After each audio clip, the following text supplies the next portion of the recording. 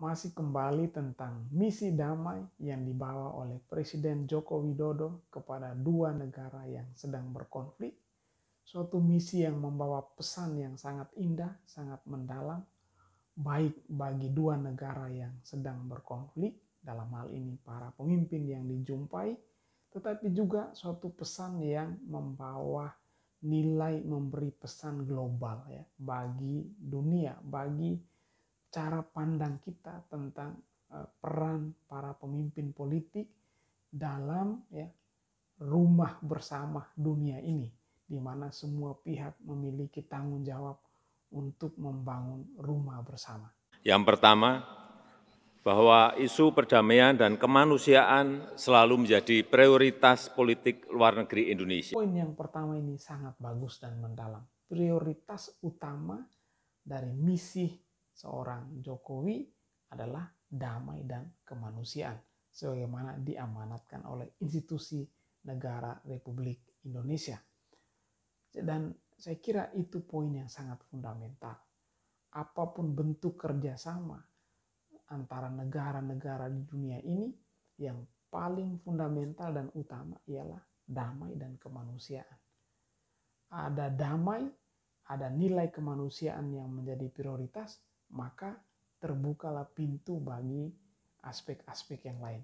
Kerjasama dalam bidang yang lain akan dimungkinkan kalau ada damai yang ditujukan pertama-tama pada harkat dan martabat manusia. Hak hidup manusia harus diberi tempat menjadi prioritas utama. Hak yang tidak bisa diambil oleh siapapun. Dalam hal ini, perang tidak bisa menjadi alasan untuk mengambil, membatasi, bahkan membunuh hak hidup manusia. Hak yang paling fundamental, hak asasi manusia. Damai dan kemanusiaan menjadi prinsip yang fundamental. Dan itu sangat penting, sangat tepat apa yang dikatakan oleh Bapak Presiden Joko Widodo.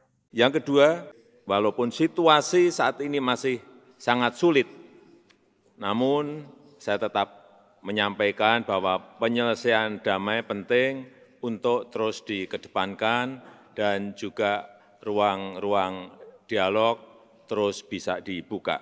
Dan saya sampaikan kesiapan saya untuk menjadi jembatan komunikasi antara kedua pemimpin tersebut. Poin yang kedua, dengan kata kunci yang sangat penting, dialog. Jokowi menyadari bahwa situasi ini tidak mudah. Dia melihat ada kesulitan, ada tantangan di sana. Tetapi ia menunjukkan jiwa yang besar. Ia menunjukkan kehendaknya yang kuat untuk menjadi jembatan komunikasi antara pihak-pihak yang bertikai, pihak yang berperang. Dalam hal ini Ukraina dan Rusia.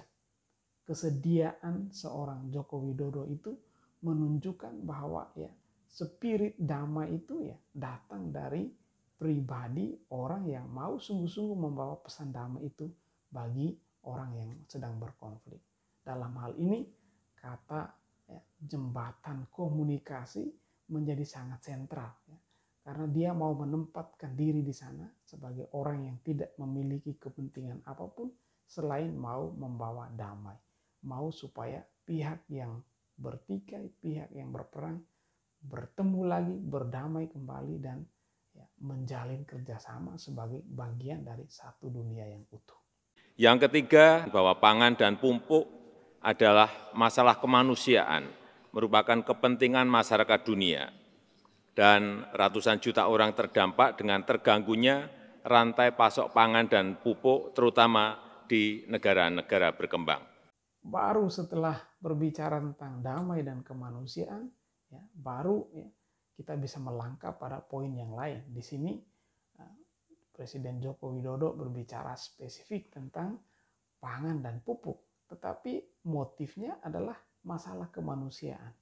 Jadi bukan untuk kepentingan pihak tertentu, tapi pada akhirnya untuk kepentingan dunia, untuk kepentingan pangan dunia. Itu berarti tentang manusia, tentang kebutuhan kita bersama, tentang kebutuhan yang sifatnya global, tidak sempit untuk pihak tertentu. Yang keempat, demi kemanusiaan, saya juga mendukung upaya PBB untuk reintegrasi komoditi pangan dan pupuk Rusia dan komoditi pangan Ukraina untuk masuk lagi dalam rantai pasok dunia.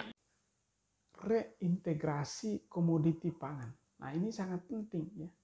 Pada akhirnya komoditi pangan itu harus ditempatkan sebagai kontribusi bagi suatu pembangunan yang sifatnya global, sebagai bentuk solidaritas bagi negara-negara lain yang juga membutuhkan.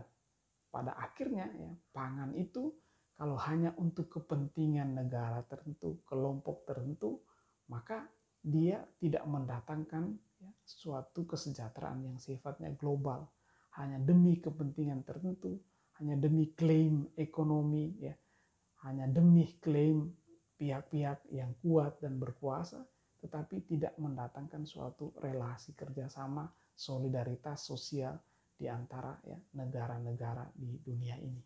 Yang kelima, mengenai kerjasama antara Rusia dan Indonesia, baik di bidang investasi, di bidang perdagangan maupun di bidang turisme. Sebagai penutup, dapat saya sampaikan bahwa Indonesia tidak memiliki kepentingan apapun kecuali ingin melihat perang dapat segera selesai dan rantai pasok pangan, pupuk, energi dapat segera diperbaiki karena ini menyangkut kehidupan ratusan juta orang bahkan miliaran manusia. Saya mengajak seluruh pemimpin dunia untuk bekerja sama kembali menghidupkan semangat multilateralisme, semangat damai dan semangat kerjasama. Hanya dengan spirit itulah perdamaian dapat dicapai. Lalu kemudian secara spesifik Presiden menekankan bahwa ya, kerjasama antara Rusia dan Indonesia tentu bisa pulih kembali, bisa dijalin kembali karena ya tadi ya dalam rangka ya, pasokan pangan, jejaringan ekonomi bersama, ya, kerjasama itu dapat dimungkinkan kembali.